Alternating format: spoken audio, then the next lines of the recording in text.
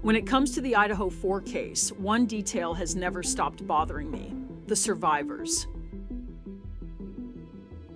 This is Tina Rabin, and today on Mystic Crimes, we're looking at one of the most unsettling aspects of the Idaho 4 case: the survivors. When 4 students are murdered inside a single home and 2 people walk out alive, the public always asks questions. Not because the survivors did anything wrong, but because their very existence shapes the entire narrative. Coincidence or something darker in the pattern? Before we go further, I want to be clear. I am not accusing anyone of anything.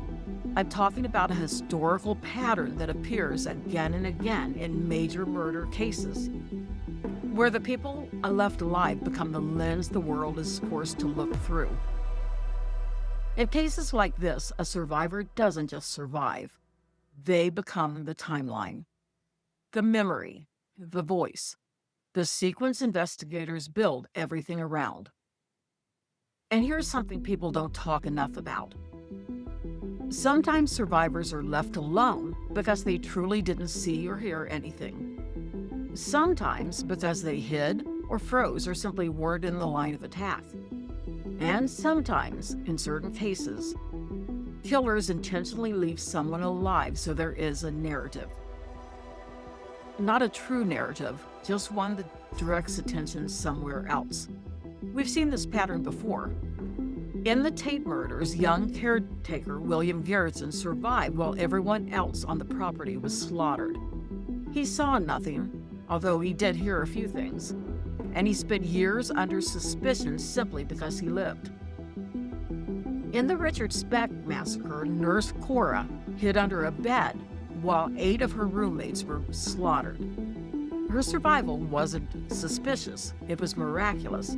But even she became the focus of public attention because a lone survivor always does.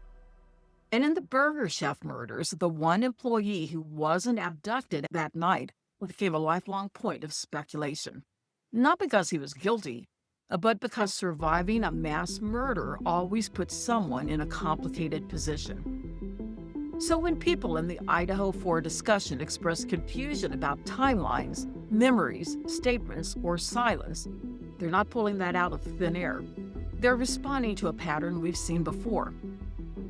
Historically, the survivors in major murder cases, willingly or not, become the frame through which everything must be interpreted. Let's pull the threads together. 4 students brutally murdered, 2 survivors untouched, a timeline that still leaves the public unsettled, and a story built almost entirely on the fragments left behind. Coincidence? Or the oldest pattern in true crime repeating itself? The survivors are not the mystery, the crime is. But the survivors often become the lens. They become the timeline. They become the narrative the world depends on. And that alone can change how a case is understood, how it's questioned, and how it's remembered. So what do you think? Is this simply tragic circumstance? Or one more example of a pattern that keeps showing up in cases like these? Share your thoughts in the comments. And if you want to keep exploring the hidden patterns behind true crimes, subscribe to Mystic's Toolbox, home of the Mystic Crimes series. See you in the next episode.